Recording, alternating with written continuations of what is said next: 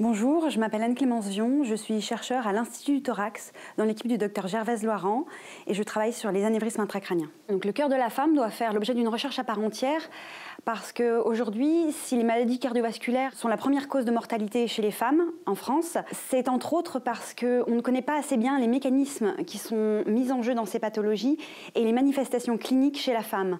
Donc il faut aujourd'hui remédier à cela en incluant beaucoup plus de femmes dans les essais cliniques que ce qui a été fait jusqu'à présent. L'objet de ma recherche, c'est l'anévrisme intracrânien.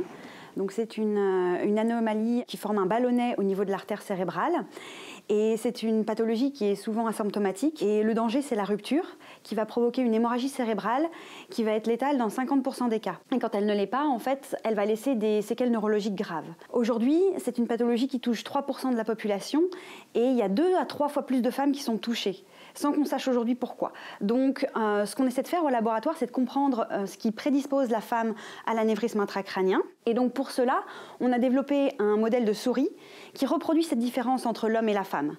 On l'utilise pour comprendre les mécanismes qui sont en jeu. Et ce qu'on espère à terme avec ce projet et avec l'ensemble de notre recherche sur les anévrismes intracrâniens, c'est de mettre en évidence des outils diagnostiques et préventifs pour cette pathologie, mais aussi d'identifier des cibles thérapeutiques qui permettront de mieux traiter les hommes et les femmes pour les anévrismes intracrâniens.